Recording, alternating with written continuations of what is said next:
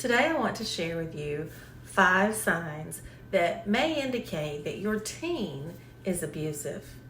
Now, signs that indicate your teen is abusive can include verbal aggression, controlling behavior, emotional manipulation, physical violence, and serious threats.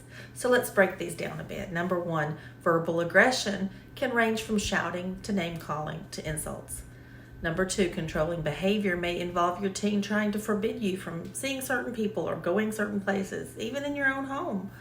Number 3, emotional manipulation often manifests as guilt trips or making you feel responsible for their own actions. Number 4, physical violence is a clear sign of abuse. And number 5, serious threats, such as threats of violence or harm, should be taken seriously and addressed immediately in order to keep everyone safe. So ask yourself, does your teen routinely exhibit behaviors such as frequent outbursts of anger, aggressive behavior, physical violence such as hitting or pushing other people, threats of violence, insulting or demeaning language, controlling or manipulative behavior, blame shifting, and victimizing themselves instead of owning up to their own actions? Do they repeatedly attempt to isolate you or even a sibling from other family and friends, or make you feel guilty when you don't comply with their wishes? As a mother, it can be heartbreaking to realize that your teen's behavior towards you or others is really abusive. The reality of the situation can be difficult and overwhelming to accept, especially when you've tried your best to raise them in an environment of understanding and compassion.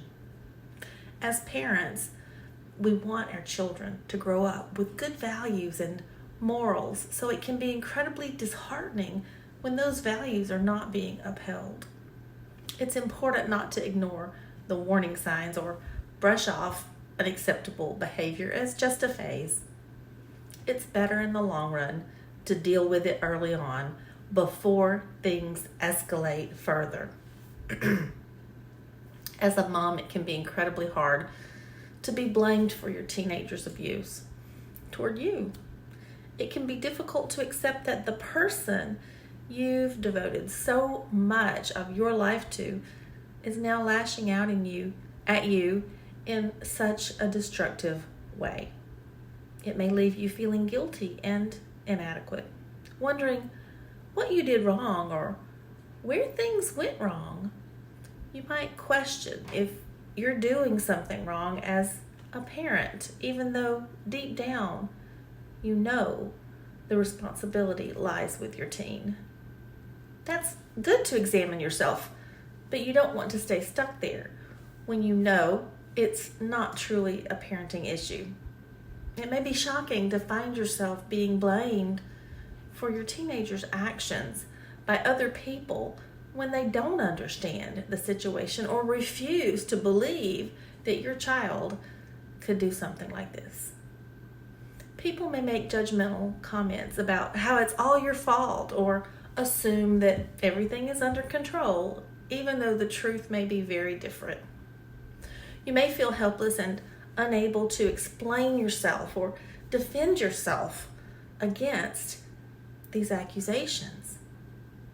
Remember who you are. It can be an emotionally draining experience being blamed for something that's completely out of your control. As a mother, it can be difficult to share that your teenager is being abusive, and discernment is important. Be sure to document any instances of abuse or threats, clearly articulate your concerns and the impact it has on you, as well as coping strategies that you may have used.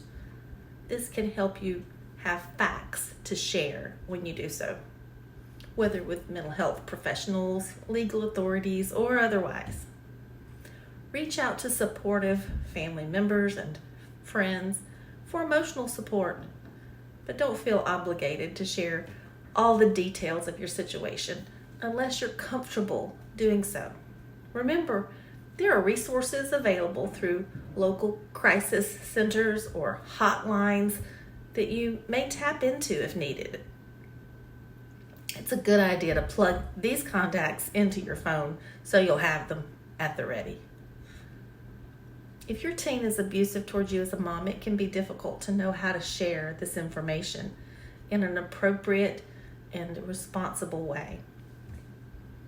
Prayer and journaling is a start, and it may be helpful to speak with a good mental health professional who can provide guidance and resources tailored to your current situation.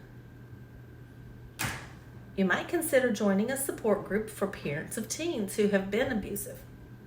This could provide a welcoming space for you to discuss your experience and get advice from other parents who've been through similar experiences. I do suggest thinking through confidentiality and privacy issues. If needed, reach out to local professionals or organizations that specialize in helping families cope with domestic abuse, because that may be what you're dealing with. You might want specialized coaching to help you plan and take the next steps. This is the area I have chosen to offer practical help for women in these and other type situations having to do with complex family dynamics, such as with adoptive and blended families or special needs families. When talking to others about the issue, try not to blame yourself or your teen, but focus on finding solutions instead. Lastly, it's important to make sure that both you and your teen receive proper care and support so that the situation can improve. Don't minimize the situation, but don't catastrophize either. There can be light at the end of this dark tunnel for both of you.